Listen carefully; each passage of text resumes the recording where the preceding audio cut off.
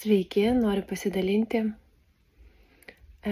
Žinau, kad ta informacija nebus suprantama visiems, nes ne kiekvienas dar pasiruošęs priimti būtent tame lygyje.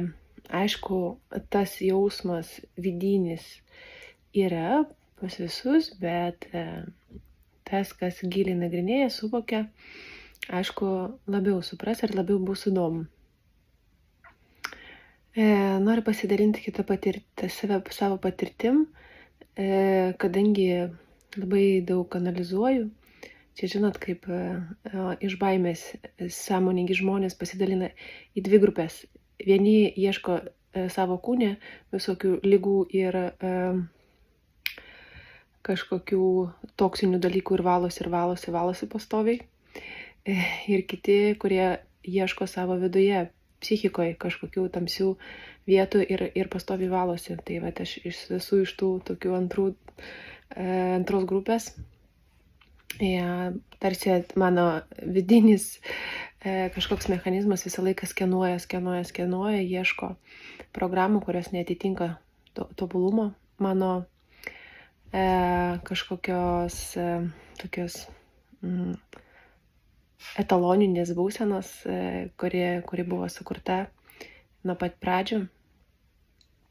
Ir dabar, aš tą senai jaučiu, aišku, tą konfliktą vidinį, bet dabar jau matosi, kad kažkas keičiasi, juda gerą pusę.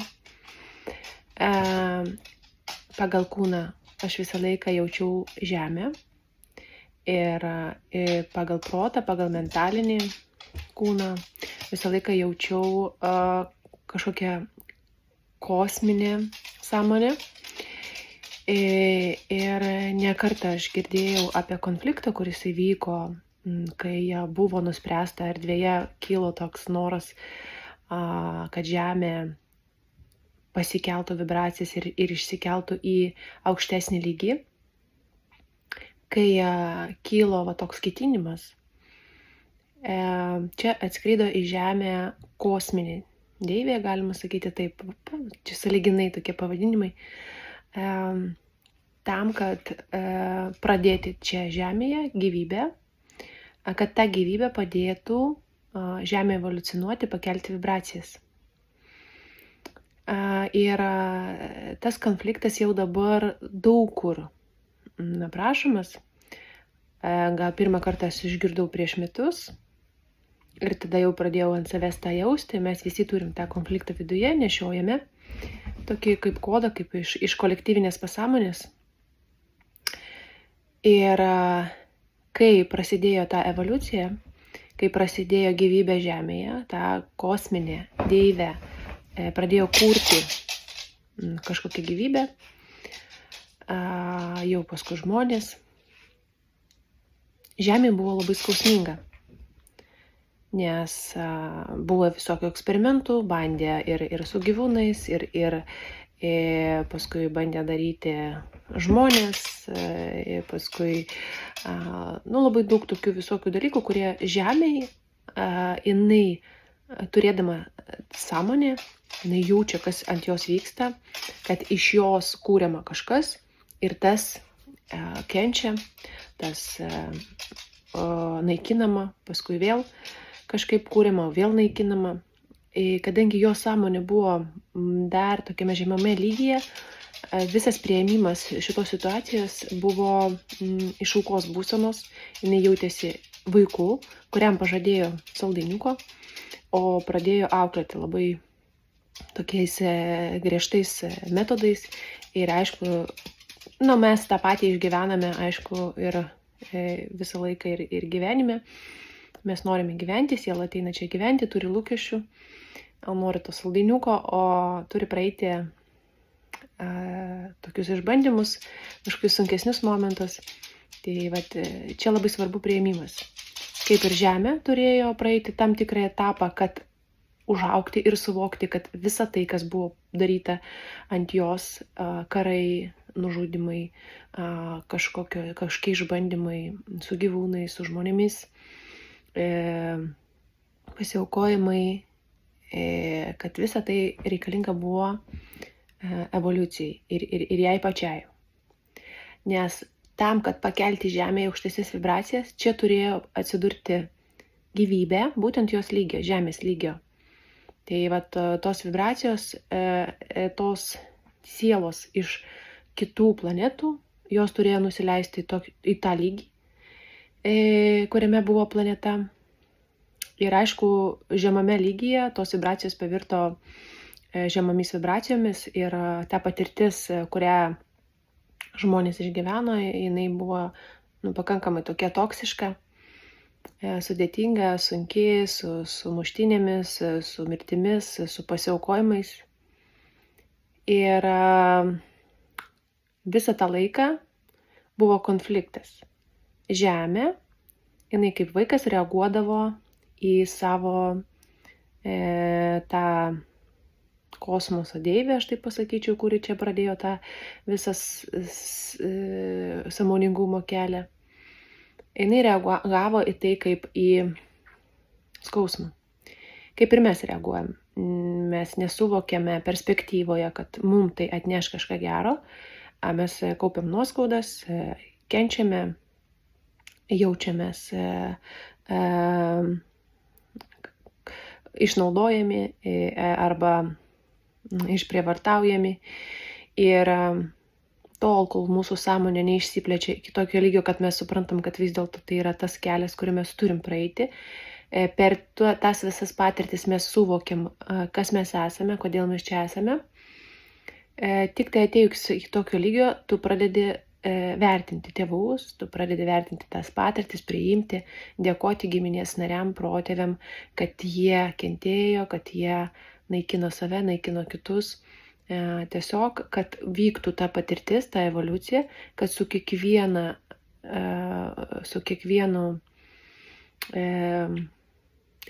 su kiekviena patirtim, su kiekviena klaida, taip sakant, būtų iš to išgaunama kažkoks resursas, kažkoks suvokimas, supratimas, kad taip, kaip tai gyventi yra gyvuliška, kad taip gyventi yra nesąžininga, kad tai yra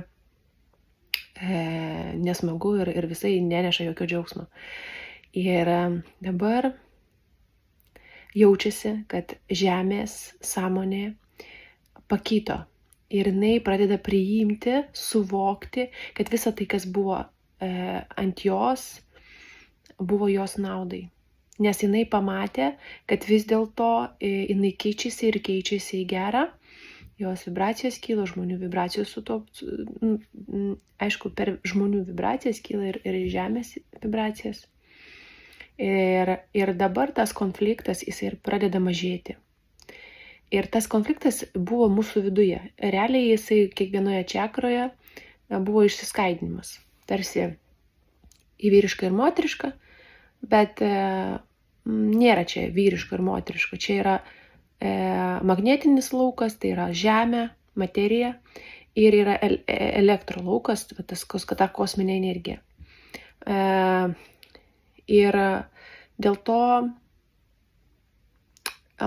tas konfliktas vidinis pas mus yra išskaidimas, kad į dalis. Tarsi mums parodo, kad mūsų viduje kažkas aukoje, o kažkas agresorius. Ir mes keičiamės vietomis. Kitame gyvenime mes esame agresorius, o kitas yra auka. Ir mes gyvenom, kad suvokti tą patirtį, tol, kol Žemė neateis iki tokio lygio, kol jinai priims tą patirtį. Ir dabar mūsų viduje tas išskaidimas, tas konfliktas, kuris atspindėjo ir Žemės ir kosmoso konfliktą, jisai jau ateina iki tokio lygio, kad Žemė vis dėlto nori tų energijų, supranta, suvokia, nes jinai nepriimdavo. Nes, pavyzdžiui, kiek aš dariau įžeminimo visokių dalykų praktikų, tu negali įsižeminti, nes realiai Žemė tave nepriima.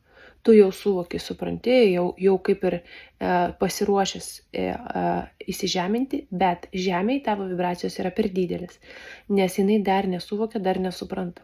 Tai dabar jau aš pajutau, kad per savo dalis aš suvokiu, kad vis dėlto jau yra priėmimas, suvokimas, supratimas ir žemė gali priimti tas aukštas vibracijas.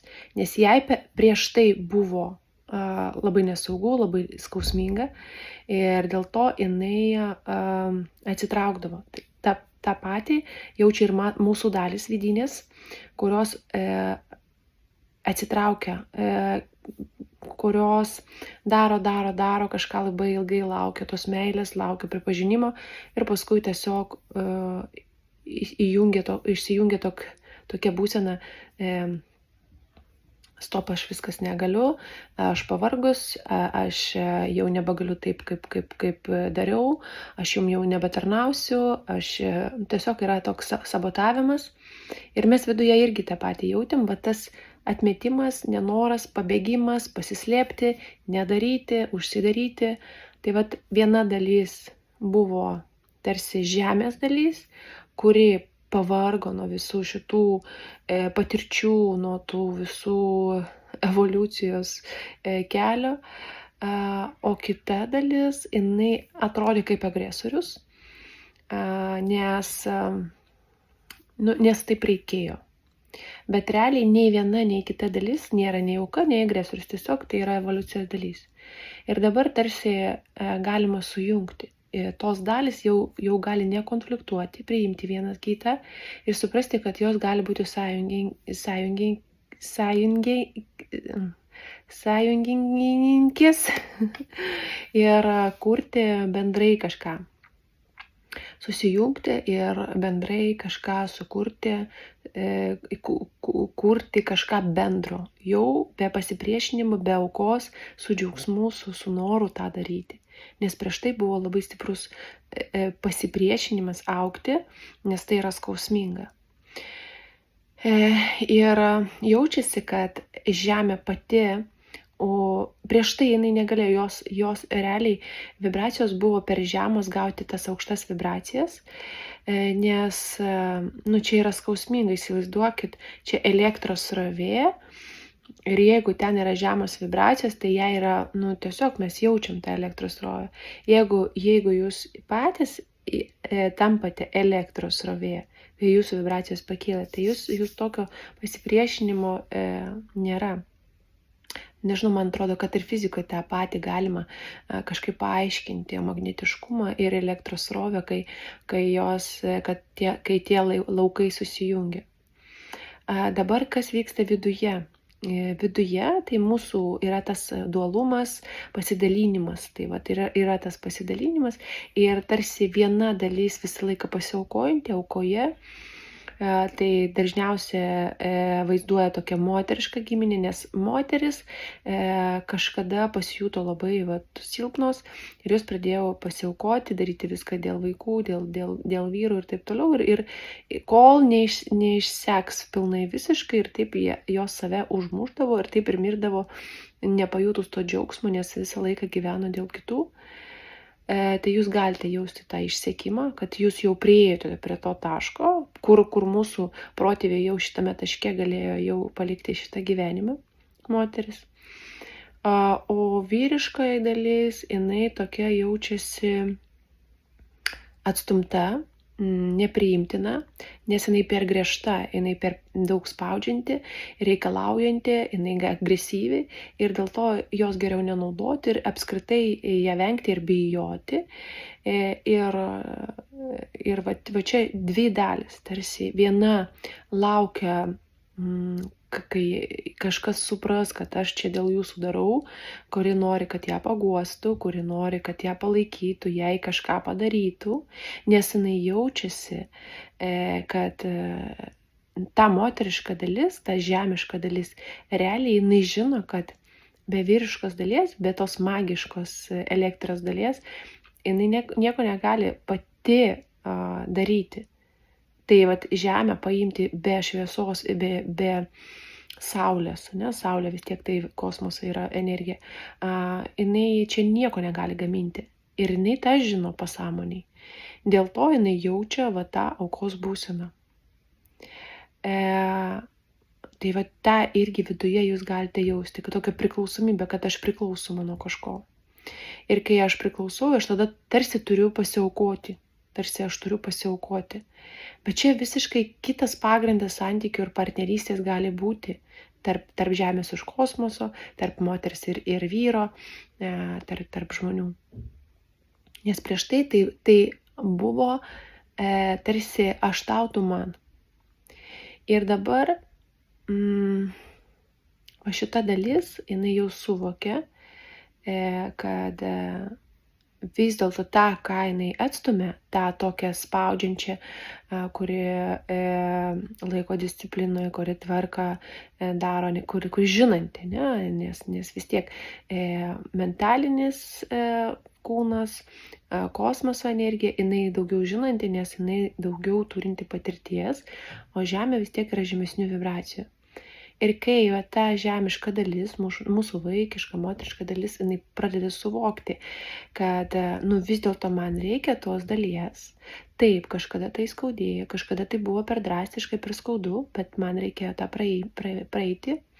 Tada jinai, kai suvokia, priima, jinai supranta, kad ta dalis kita vis dėlto yra rūpestinga, vis dėlto yra nori gero ir veda į augimą. Ir tada jau bendrai, ne iš aukos būsenos, o bendrai susijungus, galima kažką kurti ne be skausmo. Nes jeigu Žemė jaučiasi, ta moteriška mūsų dalis, tokia aukos būsenas dalis, jinai jaučiasi, kad ją išnaudoja, be abejo, jinai jaučia skausmą, kaip per pasipriešinimą. Jeigu mes jaučiame, kad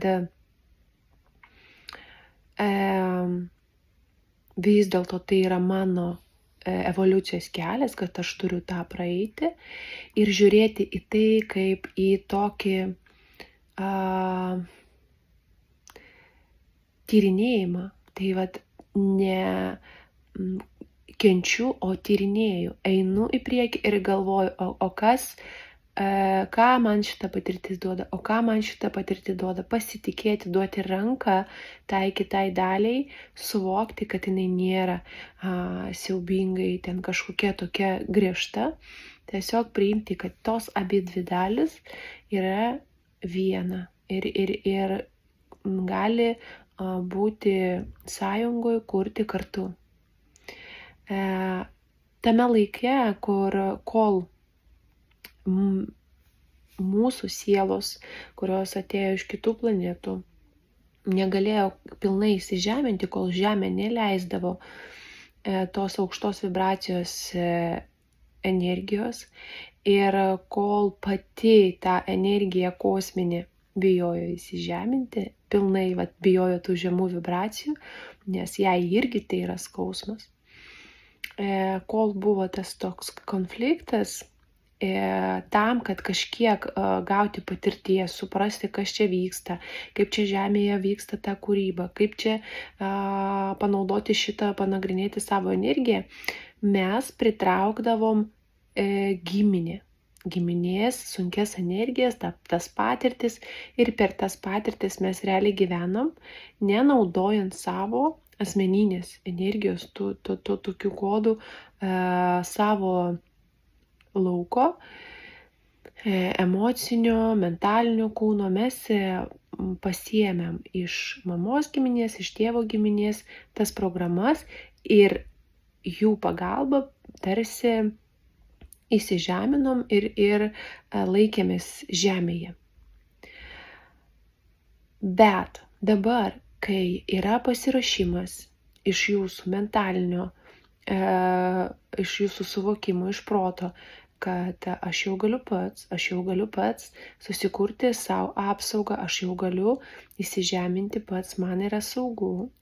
Ir yra jau sutikimas iš Žemės, kad jinai irgi gali priimti.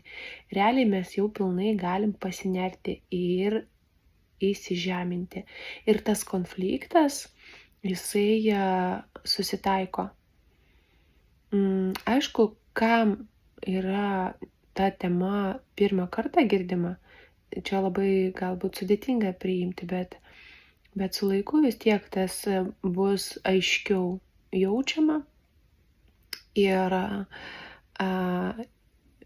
ir galbūt ta informacija bus naudinga kitiems.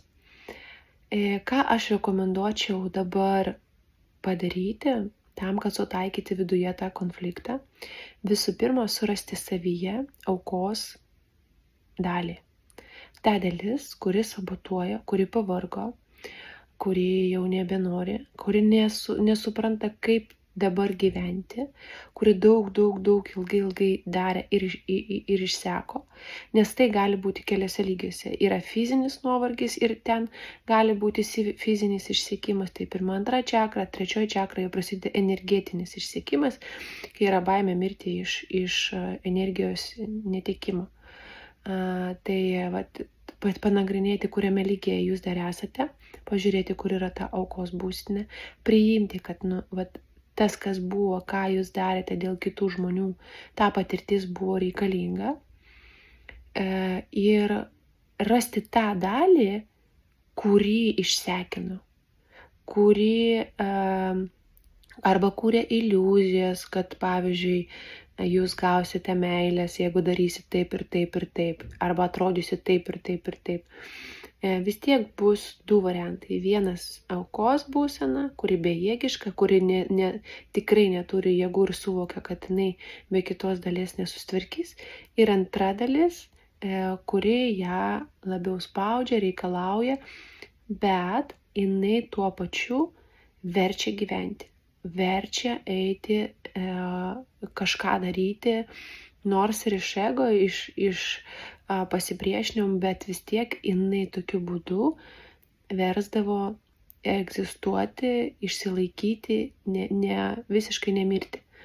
Nes jeigu mes čia atėtume be šitos dalies, be kontrolieriaus, aukos būsinoje jau, nežinau, ten 18 metų jau visi čia griūtų ir sakytų, ačiū, aš jau prisigyvenau su tėvais, pavyzdžiui, ir daugiau jau to gyvenimo nenoriu. Bet vis tiek turi būti ta dalis, kuri veda, kuri stumia, kuri davai, daryk, bet aišku, jinai ir išsekina. Tai aš rekomenduoju pažiūrėti į tas dalis, ir kas dar dirba su fiziniu kūnu. Tai aišku, tai bus fizinio lygio išsekimas, kas jau perėjo į 3 čakrą, dabar šitą mėnesį kaip tik tas yra, tai tada bus valios centre, kažkam atiduota yra valia, sutaikyti tą konfliktą ir jau bandyti įsižeminti vėl su suvokimu, kad aš jau galiu, žemė mane priima, ir pajausti tą savo kanalą. Jeigu kažkada jūs ieškojate meilės kitur, prisimaitinimo, nes šita dalis, kuri išsekusi, jinai ieškojo prisimaitinimo kažkur iš išorės, kad tiesiog jinai gali prisimaitinti iš tos kitos dalies, pajausti jos palaikymą, jeigu jinai ją priima, suvokia, kad taip turėjo būti. Taip, mane turėjo būtent šitaip išsekinti, išnaudoti, kad aš turėjau dėl kitų tarnauti, pavyzdžiui. Tiesiog priimti tą patirtį su dėkingumu, ir pajausti, kad jau ateina tas laikas, kur galima pasirinkti savo, jau padėkoti giminės programam, paleisti giminės programas ir savo vibracijas, tas, kurias jums duotasi nuo pat pradžių, jas jau bandyti įžeminti čia.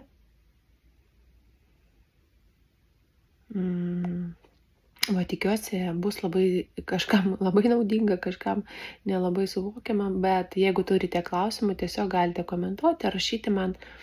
Labai norėčiau, kad kuo daugiau žmonių suvoktų tai ir jau galėtų savo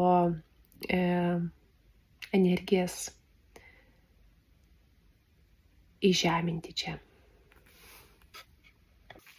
Dar noriu papildyti truputėlį video, kad yra pozicija iš moteriškos aukos būsenos, bet reikia dar suvokti dar vieną poziciją, kad ta kosminė vyriška pusė, jinai irgi turi savo poziciją. Ir jai asocijuojasi žemė su mirtimi, su skausmu irgi, kad tos kosminės būtybės, kurios įsivaizdavo, kad čia bus labai gražus gyvenimas, patirdavo labai daug skausmo. Emocijos jiem kelia labai didelį skausmą. Ir dėl to su laiku jiem planeta Žemės gavosi kaip priešas ir pasąmoniai jie norėtų sunaikinti šitą planetą, jie nekenčia šitos planetos, nes čia iš tikrųjų patirtis yra labai sudėtinga, labai skausminga ir geriau nejausti, geriau, jeigu čia ir gyventi, tai išjungti visus jausmus. Ir iš jų pusės tai yra noras sunaikinti, kad tik tai nepraeiti čia patirčių. Nes čia yra sunkiausia, nes reikia tam, kad pakelt vibracijas čia, Žemėje turi įsikūnyti kūnas, reiškia kosminė būtybė, jinai įsikūnija, paima Žemės dalelę, tampa kūnu, bet labai žemų vibracijų. Ir per savo sąmonės kėlimą, per evoliuciją, jinai kartu tą materiją, tą kūną perduoda naujus kodus Žemė ir kelia tą vibraciją. Tai čia toks konfliktas, kai suvoki, truputį lengviau pasidaro, reikia priimti tą dalyką, kad viena pusė galėjo taip įsivaizduoti ir gauti tokią patirtį, ir kita pusė irgi gali jaustis būtent aukoje. Bet kai susitaikomas yra konfliktas, kai tai supranti, jeigu pasiimti tą patirtį ir pažiūrėti apskritai visatos istorijoje, evoliucijoje, tai buvo labai reikalinga patirtis absoliučiai visiems ir čia perimas ir labai aukštą lygį. Tai tikiuosi, kad jums padės šitas video, labai džiaugiuosi, kai jūs komentuojate, turite klausimų, aš mielai atsakysiu.